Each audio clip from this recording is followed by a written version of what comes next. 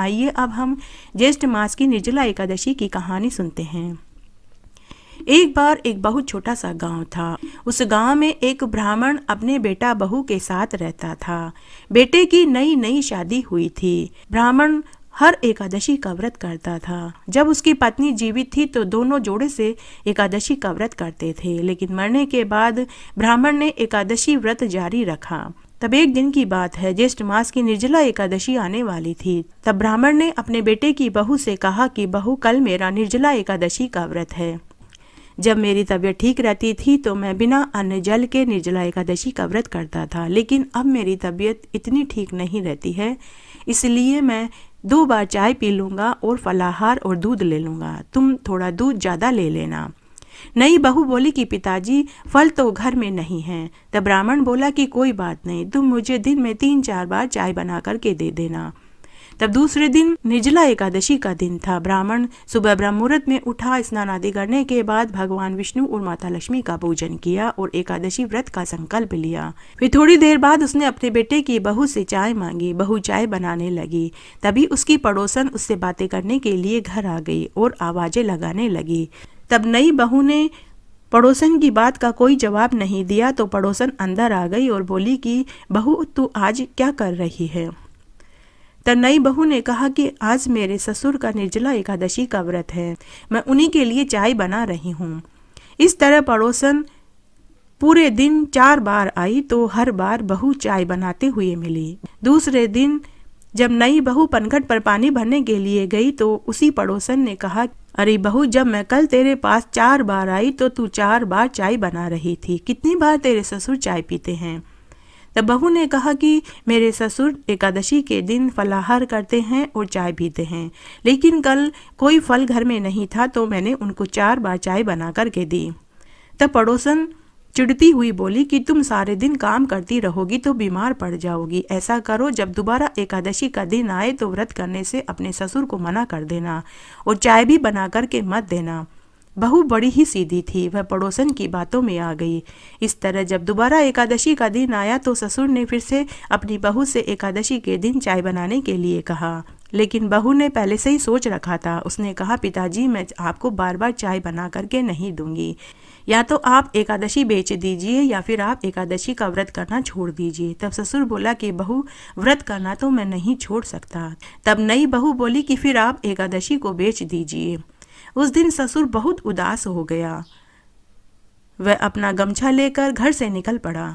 वह मनी मन सोचने लगा कि मैं एकादशी करना तो नहीं छोड़ सकता। अब तो दूसरा ही रास्ता समझ में आता है कि मुझे एकादशी बेच देनी चाहिए, परंतु मेरी एकादशी को खरीदेगा कौन?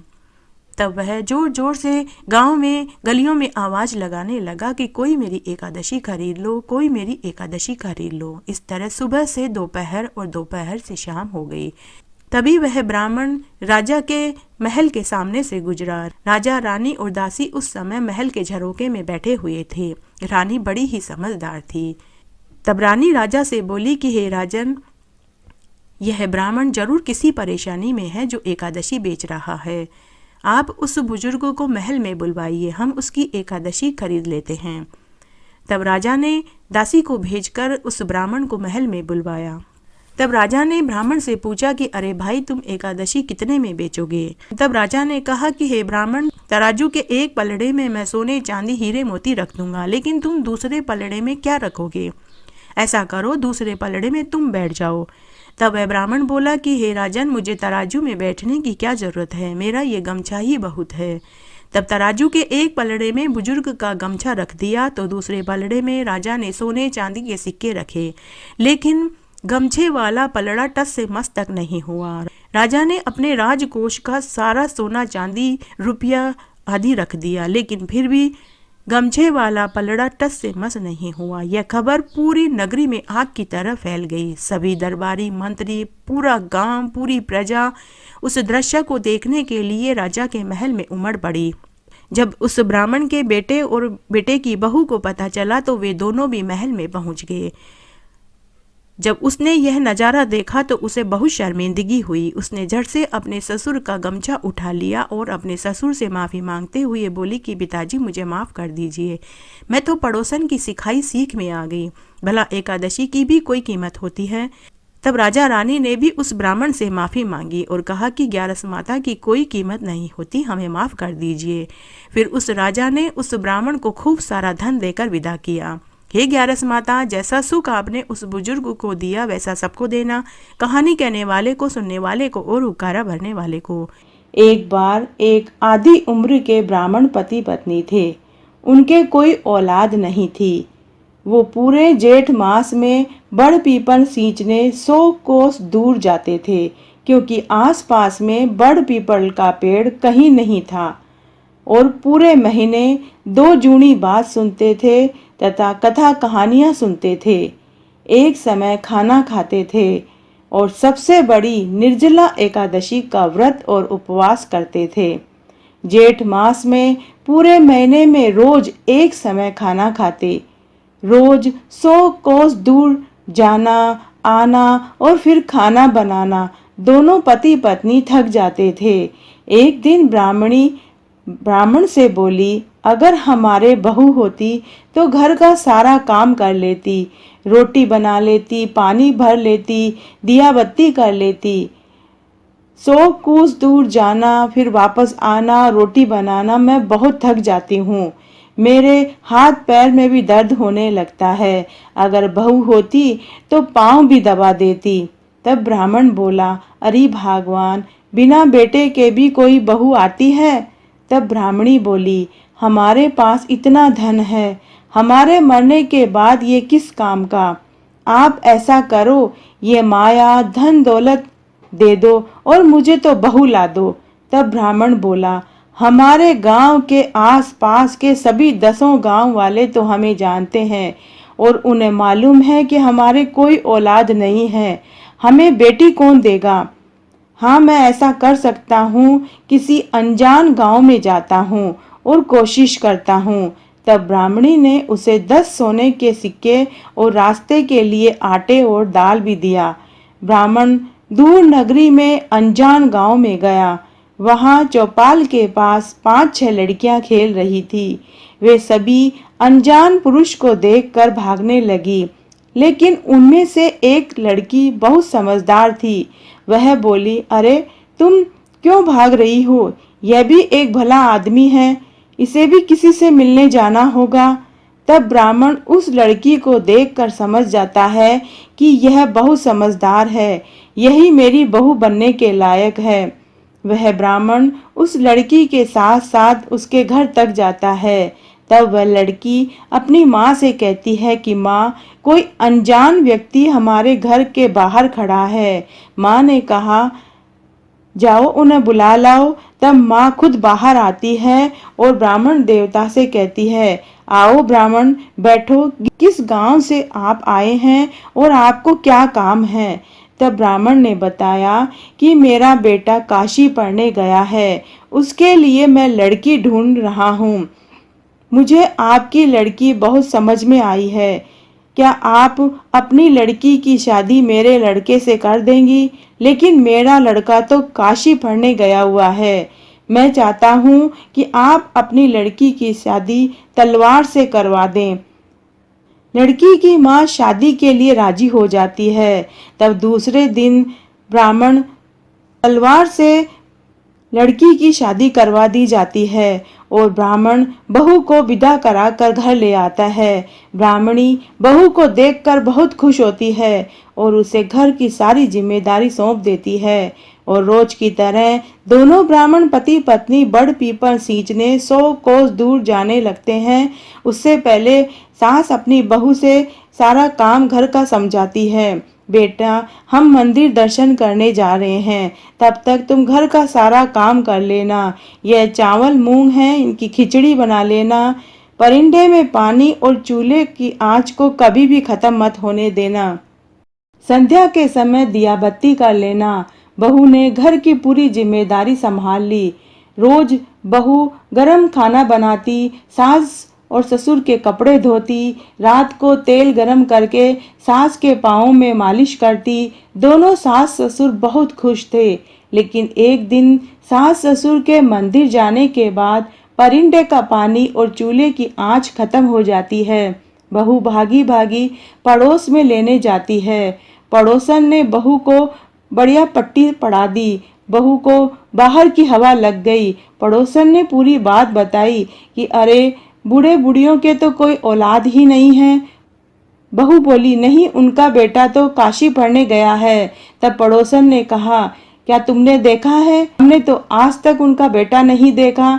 तब बहू बोली, अब मैं क्या करूं? तो पड़ोसन ने उसे सीख सिखाई कि तुम संध्या को दिया बत्ती मत करना, अलूना खाना बना देना, खिचड़ी में नमक मत डालना, खिचड़ी में से कंकर मत निकालना और घर की चाबी भी मांग लेना।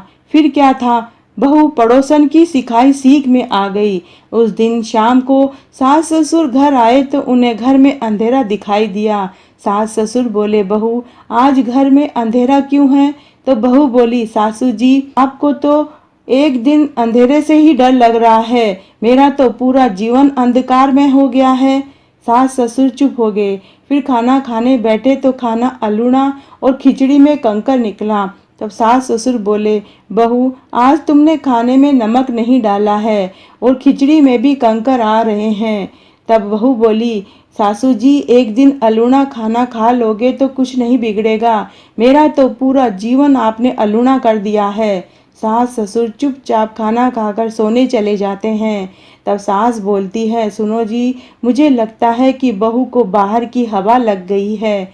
ससुर बोले, मुझे तो मालूम था एक दिन ऐसा होगा। सुबह ना तो बहू ने पानी पिलाया ना ही चाय। जब सास ससुर मंदिर जाने लगे तो बहू ने घर की चाबी मांगी। सास ससुर ने घर की चाबी दे दी और कहा कि बेटी, हमारे रहते भी ये तेरा ही है और हमारे मरने के बाद भी ये तेरा ही है। कल जो हम तुझे देते तो तुम आज ही संभाल लो। चाबी देकर सास ससुर मंदिर चले जाते हैं। उस दिन निर्जला एकादशी का दिन था।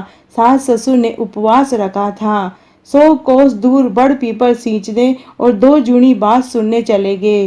पीछे से बहू ने सभी कमरों का ताला एक एक करके खोल कर देखा तो किसी में गेहूं भरे थे, किसी में अनाज, किसी में कपड़े। उसने 8वां कमरा खोला तो देखती ही अचंभे में पड़ गई कि वहां तुलसी का बिरला, बड़ पीपल का पेड़, झरना बह रहा था, पवित्र नदी बह रही थी। पंगत लगाकर एक बहुत सुंदर युवक तुलसी की माला फेर रहा था और राम राम राम बोल रहा था। बहू बोली, तुम कौन हो? युवक बोला, मैं तुम्हारा पति। बहू बोली, तुम तो काशी पढ़ने गए हुए थे, तुम कब आए? तो सुंदर युवक बोला, मैं कल ही आया हूँ। तो बहू बोली, चलो बाहर, तुम्हारे माता पिता देखेंगे तो बहुत खुश हो जाएंगे। लेकिन युवक बोला, नहीं, जब मेरे माता पिता मुझे खुद लेने आएंगे तभी मैं बाहर आऊँगा। बहू बहुत खुश हुई। उसने वापस सब कमरे वैसे ही बंद कर दिए जैसे पहले बंद थे और खूब उसने 16 श्रृंगार किए, मेहंदी लगाई, लाल जोड़े के कपड़े पहने। शाम को सास ससुर के लिए उपवास का खाना बनाया। कुट्टू के आटे की पूड़ी, साबूदाने की खीर, सिंघाड़े के आटे का हलवा व सेंधा नमक की आलू की सब्जी बनाई। घर में खूब दिए जलाए। शाम को थके हारे सास ससुर आए तो बहू ने खूब आव भगत की, उनके हाथ पैर धुलवाए, उन्हें चौकी पर बैठाकर खाना परोसा। सास ससुर मन ही मन सोचने लगे कि बहू तो घर की चाबी लेकर ही खुश हो गई है, चलो कोई बात नहीं। रात को जब सास ससुर सोने गए तो बहू ने तेल की मालिश सासू के पाँव में करने लगी और बोली, सासू जी आप इतनी दूर बड़ पीपल सींचने जाते हो जबकि हमारे घर में ही मंदिर है। पीपल देवता हैं, बड़ पीपल हैं, तुलसी का बिरला है, शिव मंदिर है, राधा दामोदर जी का मंदिर है, लक्ष्मी नारायण है, साथ ही आपका बेटा भी वहीं तुलसी माला फेर रहे हैं। सास ससुर चौंक गए, उठकर खड़े हो गए। बहू आगे बोली, जब मैंने आपके बेटे को कहा कि बाहर चलो तो वो बोले कि मेरे माता पिता मुझे लेने आएंगे तभी मैं बाहर आऊँगा। उस रात किसी को भी नींद नहीं आई। सुबह का इंतजार करते ही उनकी आंखें खुली रही। सुबह जल्दी उठकर नहा धोकर सास ससुर तैयार हो गए। बहू उन्हें अंदर कमरों में से 8वें कमरे में लेकर गई तो वहां पवित्र नदी बह रही थी। तुलसी का बिड़ला था, बड़ पीपल थे, जी का व राधा दामोदर जी का मंदिर था, लक्ष्मी नारायण का मंदिर था। वहीं एक सुंदर युवक तुलसी माला फेर रहा था। माता पिता ने कहा कि बेटा, हमारे तो कोई औलाद ही नहीं थी। तब वह युवक बोला, मुझे तो निर्जला 11 माँ ने आपके लिए भेजा है। तब गांव वालों के सामने बूढ़े ब्राह्मण पति पत्नी को यह साबित करना था कि क्या सच में यह ब्राह्मणी का पुत्र है। तब सूरज के सामने एक तरफ तो बेटा और बहू खड़े हो गए और एक तरफ बूढ़े ब्राह्मण और ब्राह्मणी को खड़ा किया गया। तब ब्राह्मणी के स्तन से दूध की धार युवक के मुंह पर जाकर गिरी और बहू के घूंघट पर जाकर गिरी। तब सत्य की जीत हुई। निर्जला 11 माता, जैसे आप ब्राह्मण पति पत्नी पर खुश हुए वैसे सबके ऊपर होना, कहने वाले को, सुनने वाले को और हुकारा भरने वाले को। और जैसे बहू को पति मिला और ब्राह्मण और ब्राह्मणी को बेटा मिला, वैसे सबको मिले, कहने वाले को, सुनने वाले को और हुकारा भरने वाले को। घटती हो तो पूरी हो, पूरी हो तो परवान चढ़े, भूले बिसरे नाम तेरे भंडार में पड़े।